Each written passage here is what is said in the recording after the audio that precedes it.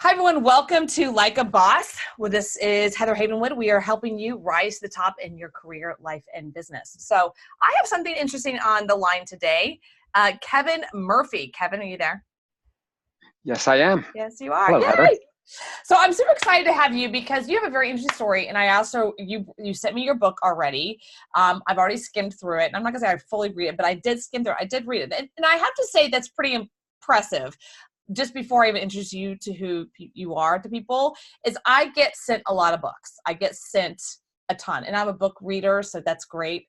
But I think that month that you specifically sent, or your publisher sent me the book, I think I got like 3 books that month, and I think yours is the only one I read because I really loved the title. So I want to introduce you to everybody. Kevin Murphy is a former Wall Street managing director, high school and collegiate wrestling champion, community activist, speaker, coach, and author of the book, The Three Rooms. So that's really cool. During his 33-year career at Citigroup, Kevin served on the board of directors of multiple option exchanges, and he was inducted to the National Wrestling Hall of Fame in 2009 and was spearheaded a campaign to raise awareness of the current opioid and drug epidemic, which is pretty prevalent. All right, so let's get into it. I have to ask, now I'm going to be honest with you, Kevin, okay? When I Sure. got the book, can I call you Murph? Because you were talking in the green room. Absolutely. Murph. A lot of Murph? most people call me Murph. Murph? That's really, I love that.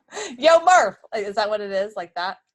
All the time. All the time. Okay, because you're from New York, right? Exactly. Okay, question. The 3 rooms. I got to be honest, because I had a client recently that was a doctor for schizophrenia. Like, he's so amazing. He was the sweetest guy on the planet. But that was that's who he is in the world. And he's got an amazing story around it. However, when I saw the book cover, I thought, oh, this is a book about schizophrenia, The 3 Rooms, right? So I just have to, right? It's not, by the way, it is not. And it's a very interesting conversation about schizophrenia, where it comes from and the pain people go through. So the 3 rooms, what I really got from it, it's truly about personal development, right? Tell us about the book. Well, the whole concept of the 3 rooms is just that our experience of life is not based on what we do for a living or what we have, our possessions. It's based on what we think.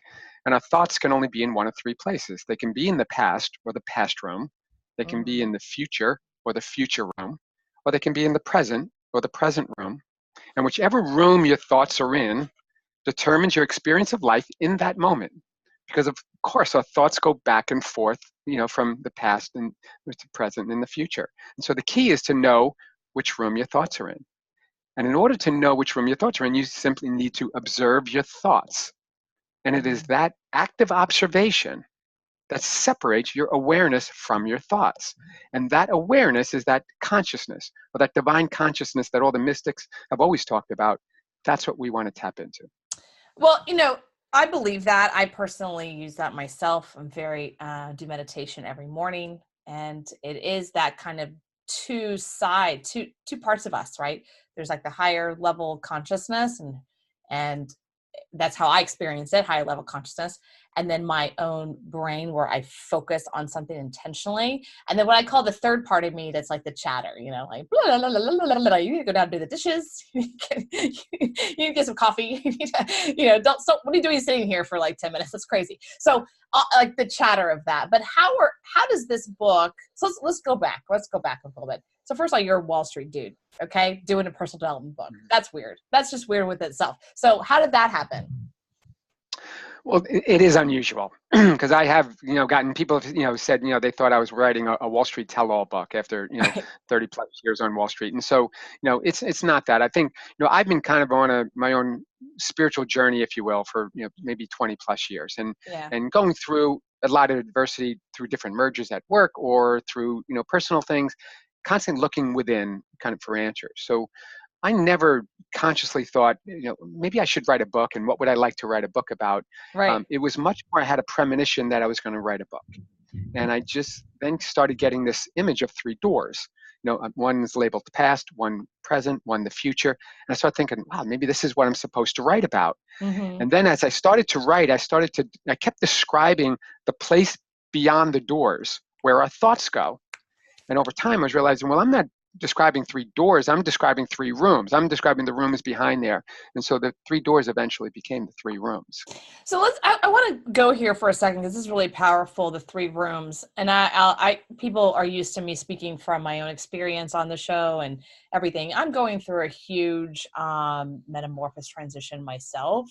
And the thing that I've really gotten to a very intense level in my life at this point is I'm done with the past rooms. Like I am complete, right? There's a massive level of forgiveness, love, adoration, completion of the past, more so than any time of my life. There's just like this massive freedom. Because when you complete, for me, my experience, when you complete the past, there's this huge freedom. You can actually be present in the moment, but also you can talk about the future. You can actually start creating the future. So is this book teaching people how to do that? Or is it more of a, here's an understanding of what's happening?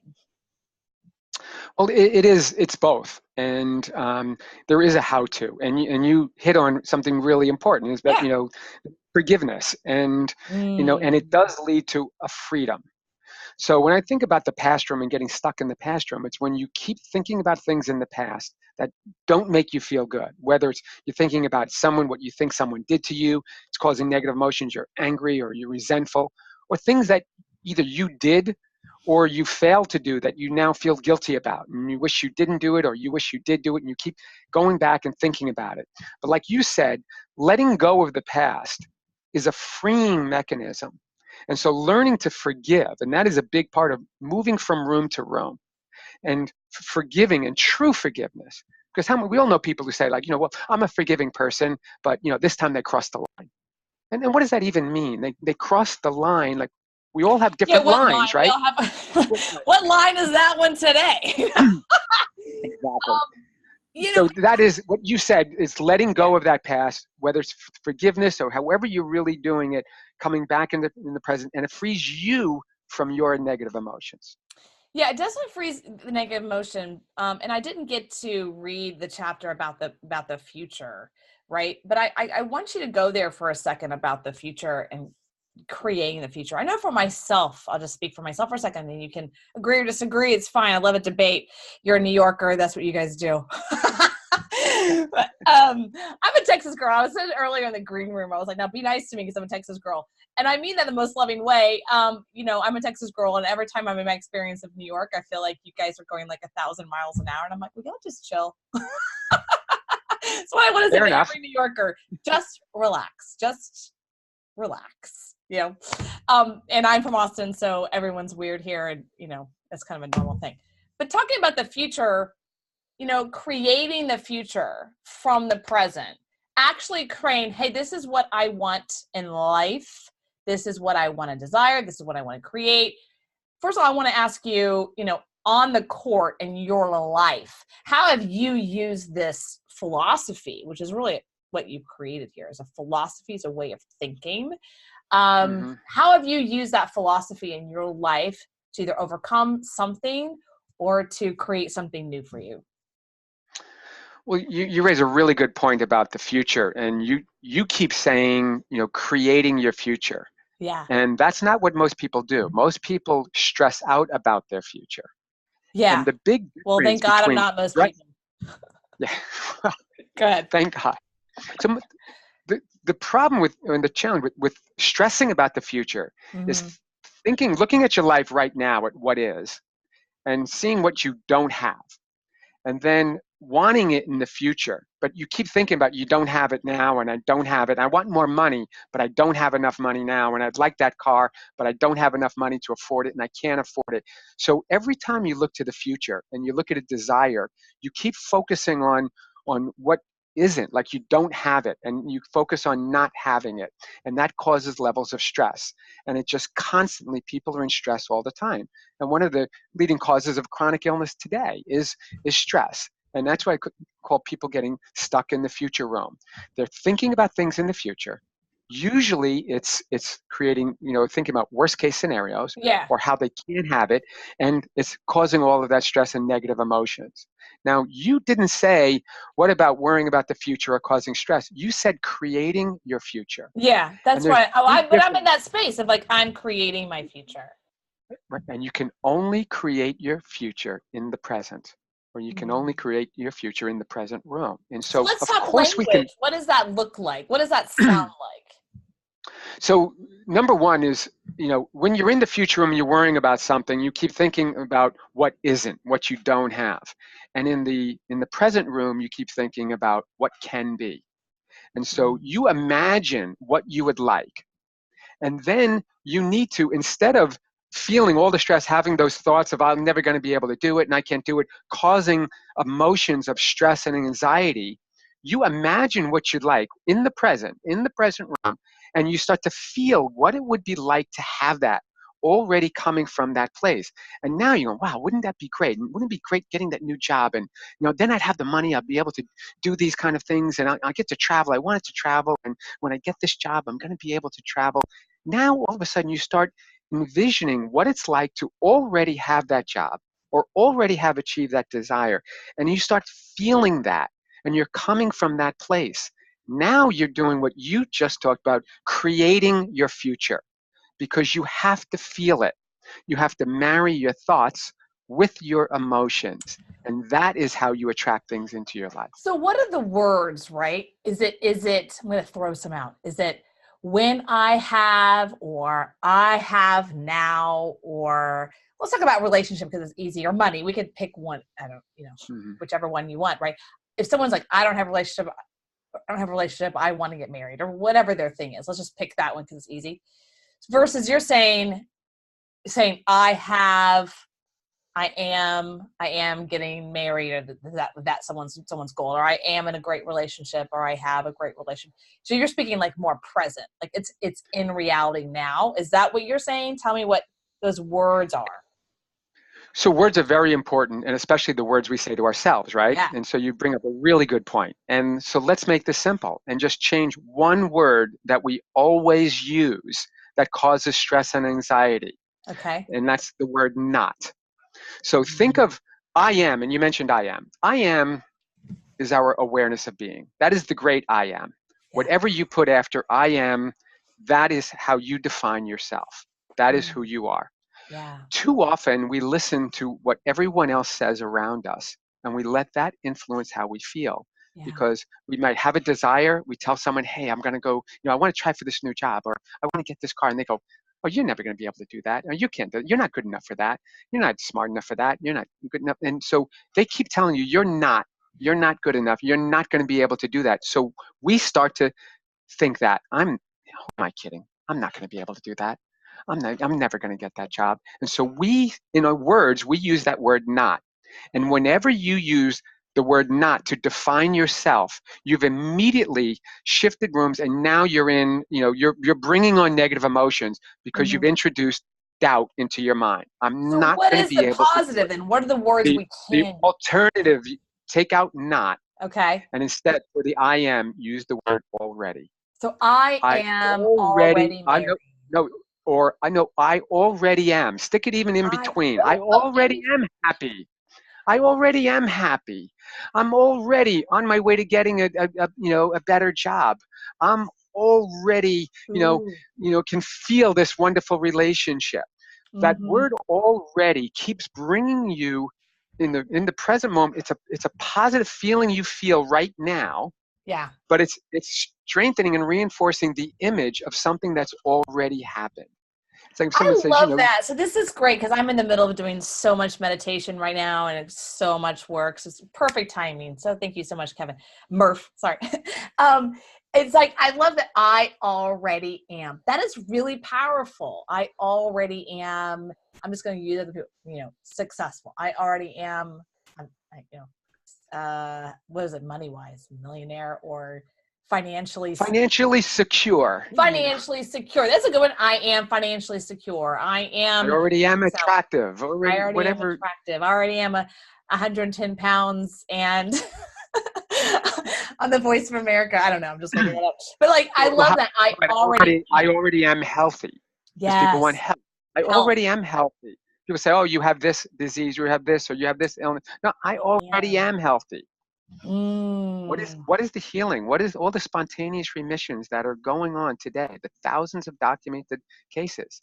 They're all about two main things that they all have in common. One is they do believe that there is a power greater than them. You know, the power that created the body can heal the Yeah. body. So they all believe in that. The other is they all come from the place as if they're already healed. And so that's it. If you say, I already am healthy, and you feel what it's like, you imagine what it's like to be healthy, whether you have a tumor or whatever it is, whatever illness it is, you imagine, I already am healthy. Then you're on your way. We'll go back to what you were saying earlier. You start creating your future.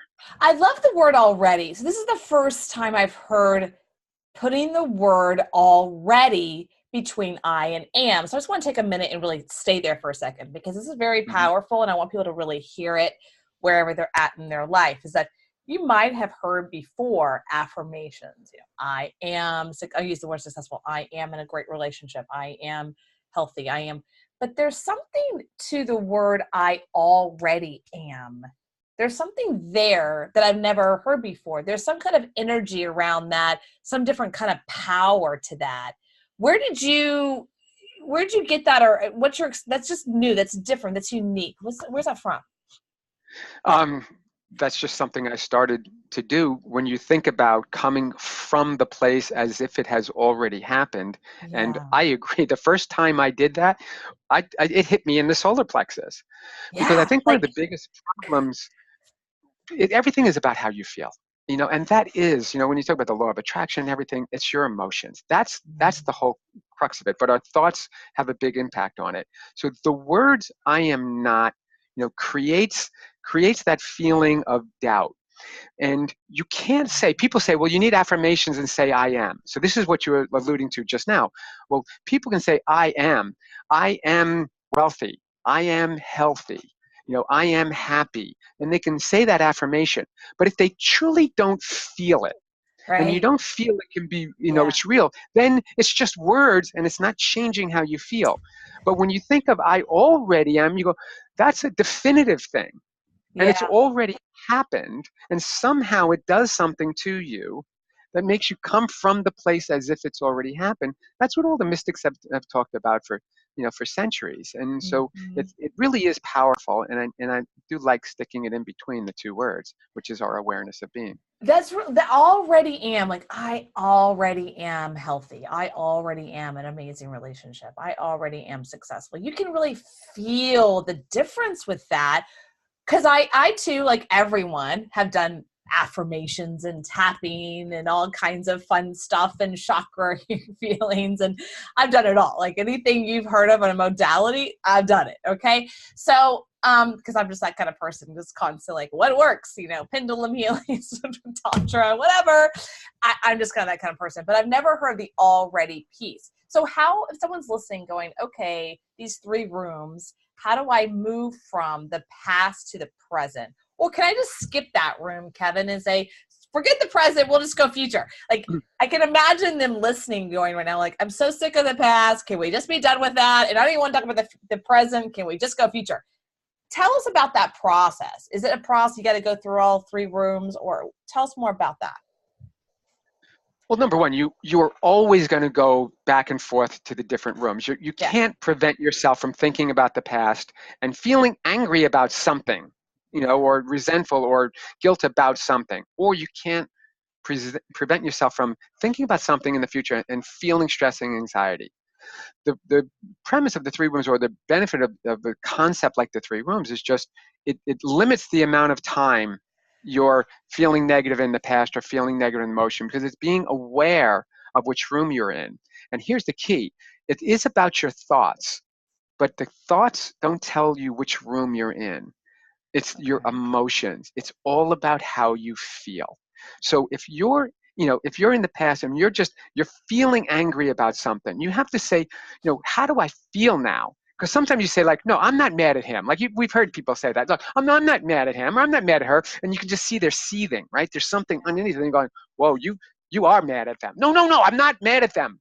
Oh, okay, you're not mad at them. Okay, sure.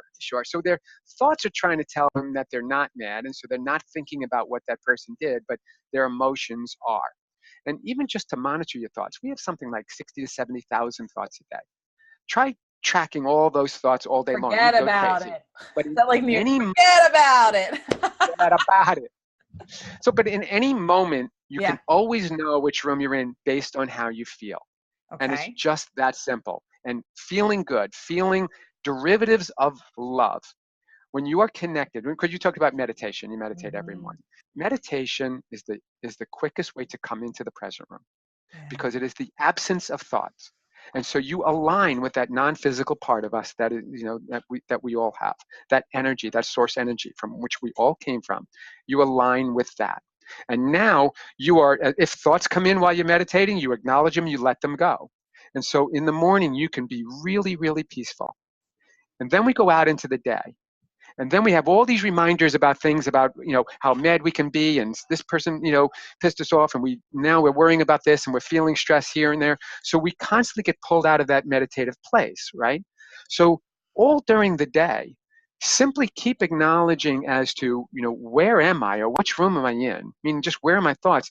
Keeps you coming back into, oh yeah, I'm feeling angry right now. It's because I keep thinking about that person. I don't want to think about it. It's not, you should forgive them, and that's the easiest way to come back in. But more importantly, you just say, I'm tired of feeling angry about that. I'm going to let it go because I don't want to feel that way anymore. And now it reminds you to keep coming back in. So really all day, life is meditation. It's not Mhm. just in the morning, but we need reminders to keep connecting to that same source within us that we do in meditation. And all during the day, think about it. The simple answering of the question, where are my thoughts, or which room am I in? You start to be aware of your thoughts, and that awareness is that consciousness that we connect to. So you have to connect to that consciousness just like you do in meditation in the morning, simply by answering the question, because you have to start thinking, where are my thoughts? And you connect to that awareness or that consciousness. So it's a simple thing throughout the day, which I do all the time. Where am I? And so you just catch yourself. And if you're feeling stressed, you just go, okay, I'm worrying about that. I'm feeling stressed. Okay, I'm going to let that go. Now, if there's still something you have to do, and you haven't done it yet, and that's what you're stressed about, then that's your reminder, well, let me do it so I don't feel that stress. But if there's nothing you can do, let's say you're getting a test result in 2 weeks, people will worry sick for the next 2 weeks worrying about that which is out of their control. It's out of your control. So instead, if you imagine a positive result, whether it's getting acceptance into a school or getting acceptance into a new job, or a medical test result, you can Mhm. spend all that time feeling more and more stress about worst case scenarios, or you Mhm. can imagine a positive scenario and feel good the whole time. So it's all about, all during the day, realigning with that inner self and how you feel. How you feel. So, in the world of creation of the future, so again, going back to how you feel, because I love this. This is down my little pipeline I'm doing in my life right now. I think that the key for me at this point in my life, that it took a while for me to understand, is that feeling piece, right?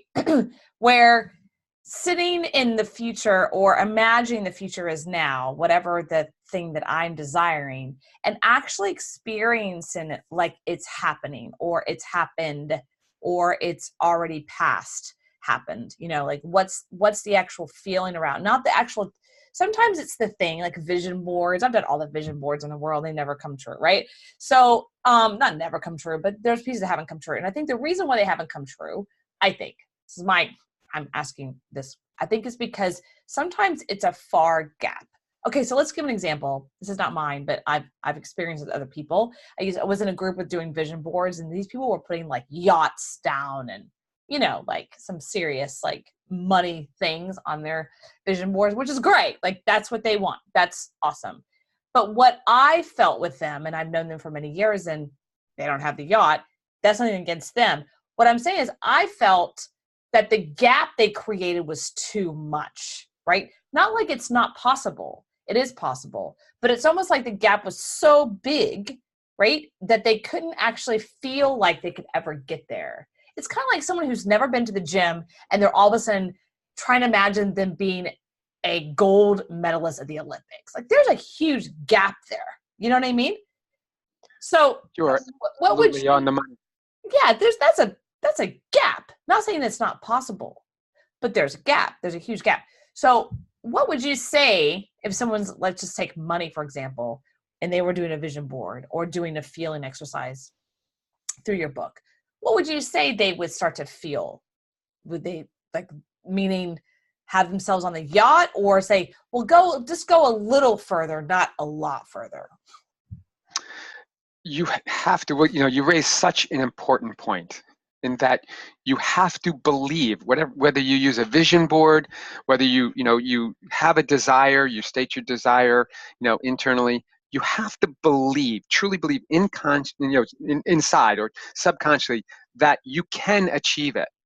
Because if I say I want a Lamborghini and I'm $25,000 in debt, but I really want that Lamborghini, but I'm never going to get it. Something inside of you is going to keep going, I'm never going to be able to afford that, and that's not, it's just unrealistic. And so that you can have that picture of that Lamborghini all the time, it's not going to come up.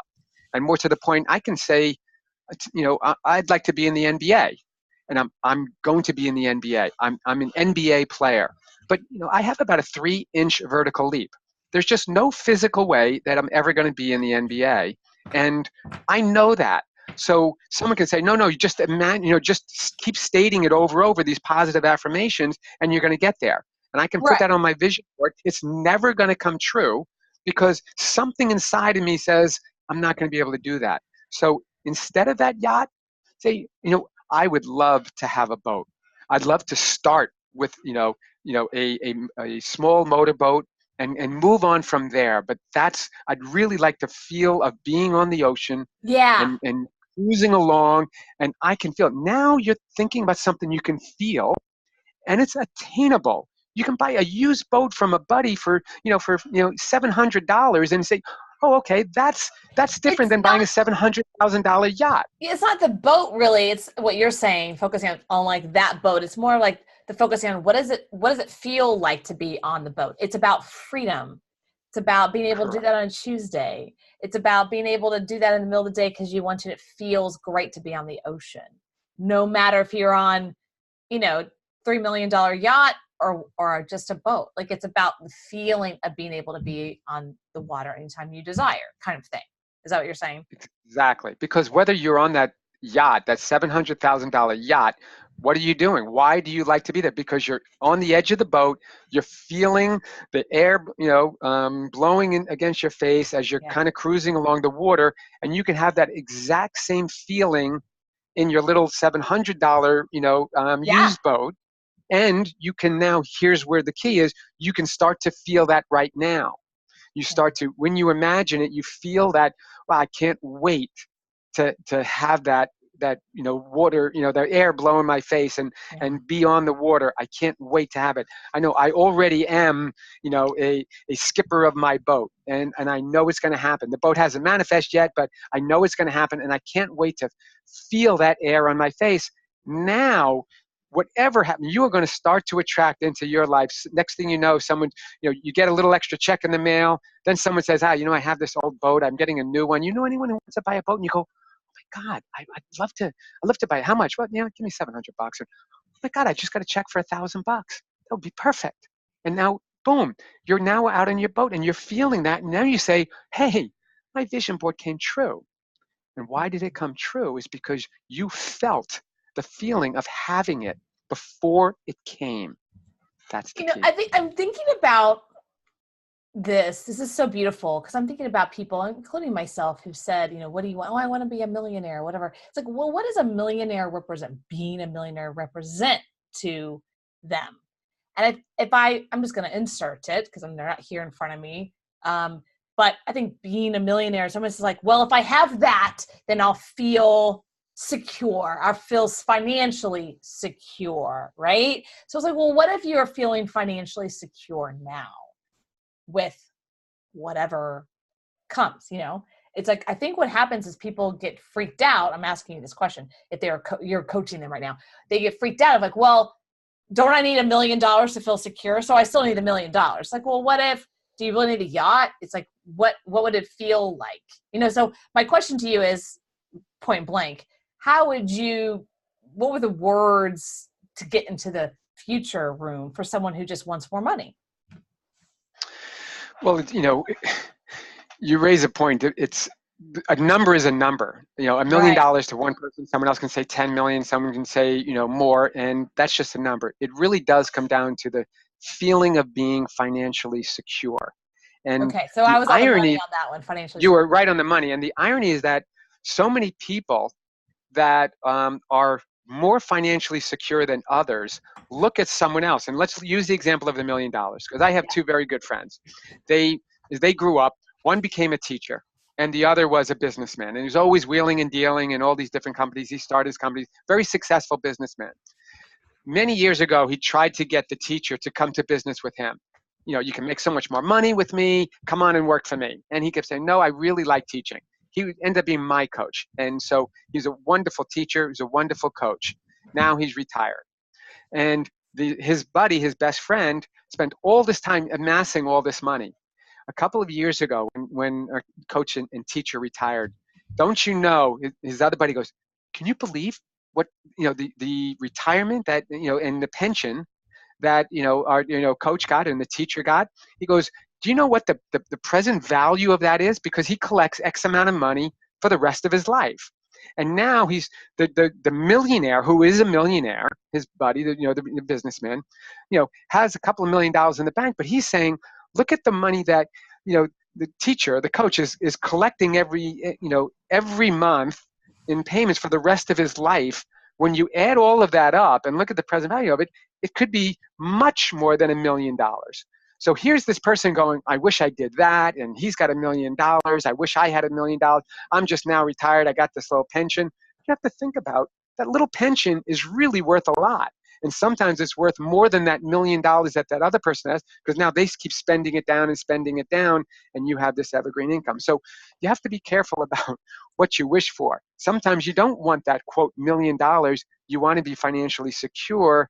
Mm-hmm. My coach is financially secure. He's the happiest guy on the planet right now. He doesn't have a worry, and someone with $1 million worrying about, is it going to last the rest of my life, who isn't on a defined benefit plan? He's got a lot more stress about money, and how interesting how it turns around. Yeah, I'm reminded by a story a friend of mine just posted on Facebook. Is a friend of mine who's also a past client who I know is extremely wealthy. I just know that. And he posted about how he went to the car wash, and that all the guys at the end of the car wash ran over, like left his car and ran over, three of them, to this really like $100,000 Mercedes. And he's a very wealthy guy, and he's got got a Ford 150, like a $15,000 whatever Ford car, and a nice one, I'm sure, new.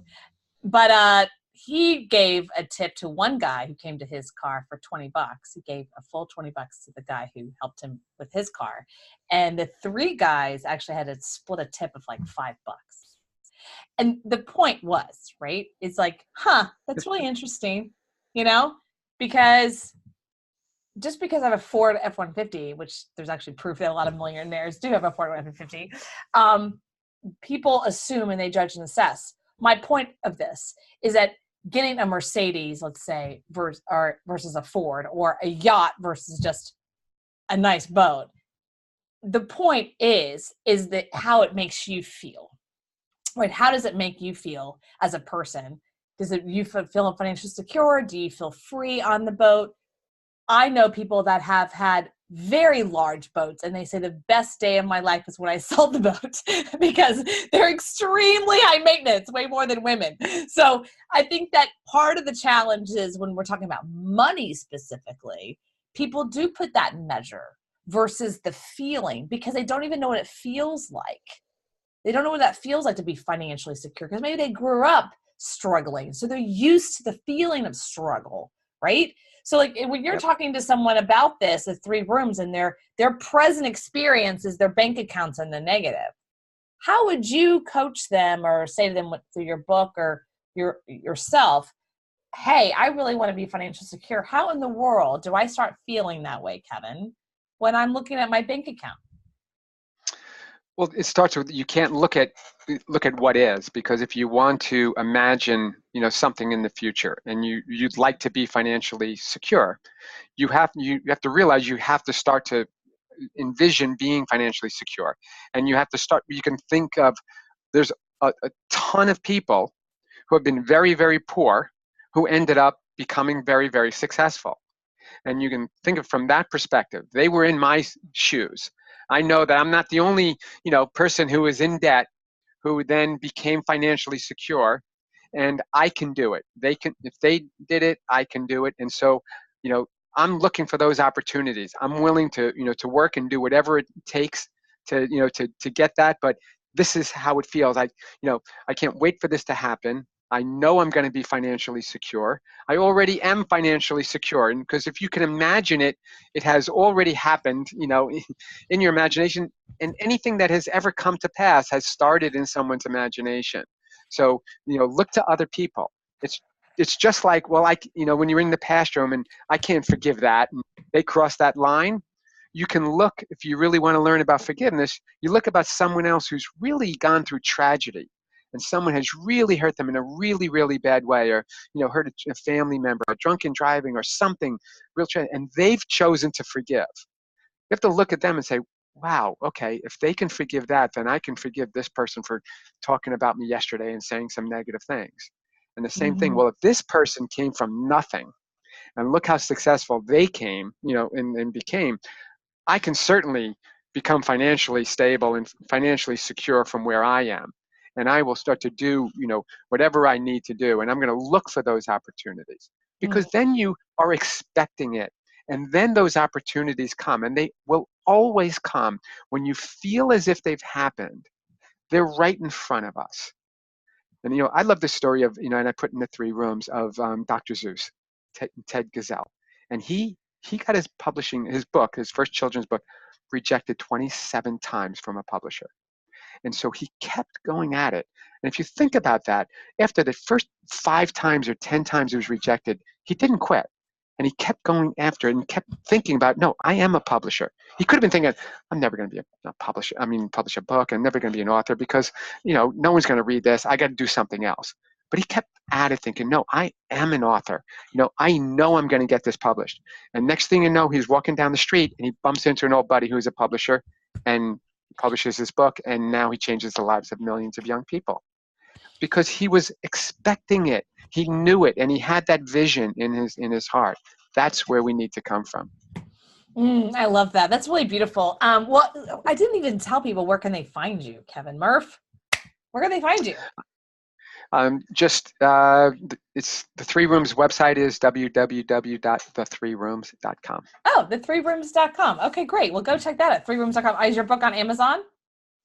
Yes, it is. Yes. Just Okay, so go check out the three. Kevin Murphy, The 3 Rooms on Amazon. I've really loved this conversation because what you're doing is helping people move out of the past and move more into the present, and what exactly are they creating, right? Because I think we are creating with our words every single day. And one of my coaches said to me recently, you've got to be really careful what you say, girl. And so, because as you say it, it actually starts to create and happen. So I love this conversation. I think what you're doing is phenomenal. And I just love what you're creating. And right now, is the book the only thing you got right now? Or are you doing coaching for other people? What are you up to? I'm working on a number of different projects. I still have my foot back in the in the we'll call it the Wall Street world. Serving on the board of directors for a major exchange, and I'm doing a bunch of charity work, and I've created a campaign called Wrestling Takes Down Drugs, in order to help Oh, in this whole opioid and drug epidemic. So there's a lot of different things going on, and also the working on a new book as well. So and why are lots you of focused? What's your passion with the opioid? What is there a specific reason why that specific? Yeah, so let's say it's it personally. The coach I was talking about earlier, his son passed away from a heroin overdose, and he was like a big brother to my two sons. Oh So wow. fortunately, my two sons haven't had to suffer from addiction, but they have friends who have, and they have childhood friends that they've actually done interventions on their own to help. And so it's just something that's really, rampant across the country, and it's about raising awareness, but also prevention for the next generation, not only, beyond the millennials to, to Gen Z, to get them to say, not just to say no to drugs, but get them to believe that they're too good for drugs and stay away from it. I completely concur with that. The opioid addiction is quite rampant in our country. I think it's underestimated. It's not highlighted at all at the level that it should be. It's like what I call the quiet killer. I had a friend of mine who actually, he was a roommate of mine. I lived in his home for a period of years. I was in his extra bedroom years ago. And at the age of 55, overdosed, right? And it was a huge hit for his family. He was married and successful guy, smart, successful guy, 55 years old. So it hits home, with a lot of people with the opioid overdose. I was curious why that specific one. So how else can we support you? And people say, hey, I'm really interested in working with you or interested in your book, how, or maybe even one of your charities, how can they support you? Well, I think just wrestlingtakesdowndrugs.org is a website that people can go to. They can find out a lot of information on this opioid epidemic and how we're raising awareness and trying to instill self-confidence in the younger generation. And then just on the website will be any new books or messages will be on there. So just trying to get people to focus on their thoughts and be aware of their thoughts and their emotions, and they'll change your experience of life. I love that. And what's the new book? You said you're focused on a new book. What's that? It's actually a fictional book called called The Land of Perception and Time. Nice. Congratulations. Oh, I love that. That's really awesome. Do you have a date? It was coming out 2019 sometime? No, it's still in the works. So we'll just say that's yeah. It's a project. You're something you're focused on. It's a project.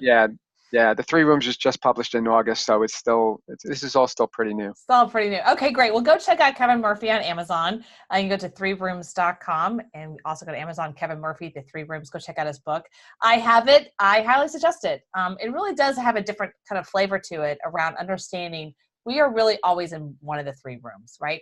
And so what you focus on expands. I think at any time in our life when we are feeling down or upset or whatever that transition is, it's like really to look at where are our thoughts, what are we experiencing, what are we feeling. And so I love your message. I think it's very resonating for right now where we're at in our world as well as our country. And so thank you so much for all your work that you do. All right, everyone, this is Heather Havenwood with Like a Boss, and I'll talk to you soon.